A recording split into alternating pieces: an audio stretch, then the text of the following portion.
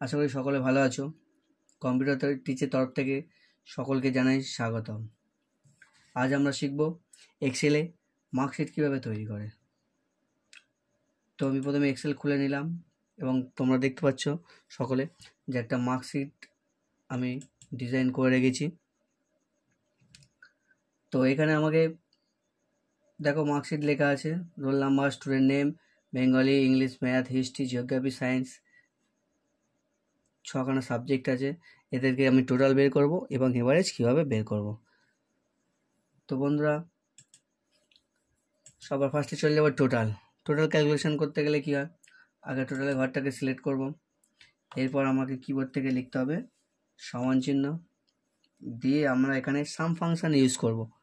সাম function use করতে গেলে প্রথমে লিখতে হবে সাম দিয়ে ফার্স্ট ব্র্যাকেট দেওয়ার পর যোগটা কোথা থেকে শুরু করব, এখান থেকে বেঙ্গলি থেকে।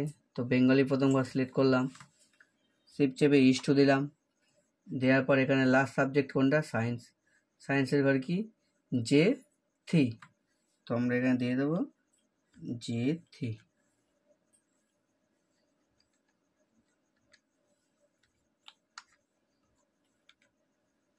দেওয়ার পর ব্র্যাকেট ক্লোজ। তো তাহলে আমরা কি শিখলাম, সমান চিহ্ন সাম, তারপরে first cell is to last cell, দেওয়ার পরে এন্টার। তো বন্ধুরা দেখতে পাচ্ছ আমাদের টোটাল বার হয়ে গিয়েছে।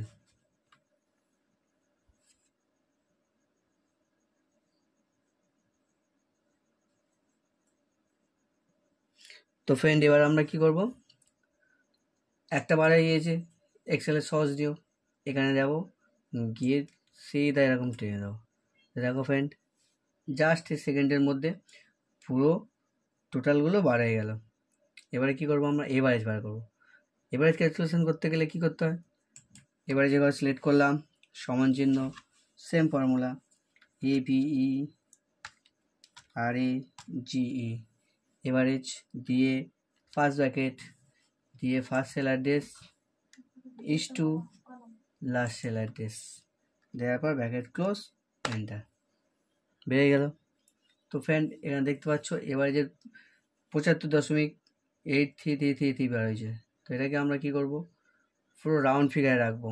তার জন্য কি করতে হবে, সব কটা ঘরকে এরকম সিলেক্ট করব, করে জেনারেলে যাব, এখান থেকে নাম্বার করে দেবো, নাম্বারের ঠিক এই কর্নারে ক্লিক করব, করে এখান থেকে ডেসিমাল প্লেসটাকে 0 করে দেবো, দিয়ে ওকে। দেখো রাউন্ড ফিগারে চলে এসছে।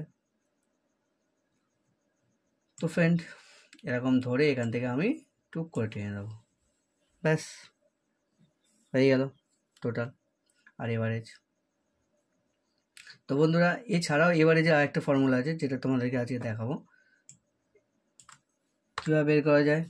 এভারেজটাকে সিলেক্ট করব, সমান চিহ্ন দেবো, টোটাল সেলটাকে সিলেক্ট করব, ডিভাইডেড বাই কত না 6টা সাবজেক্ট 6 দিয়ে ভাগ করব। দেখো একই সেম অ্যাড্রেস বাড়াই গেল। এবারে গিয়ে এখান থেকে টেনে দেবো, ব্যাস হয়ে গেল। তো বন্ধুরা আশা করি ভিডিওটা সকলে ভালো লাগবে এবং আরও কিছু ভালো ভিডিও পেতে হলে প্লিজ আমার পেজটাকে লাইক এবং সাবস্ক্রাইব করবেন।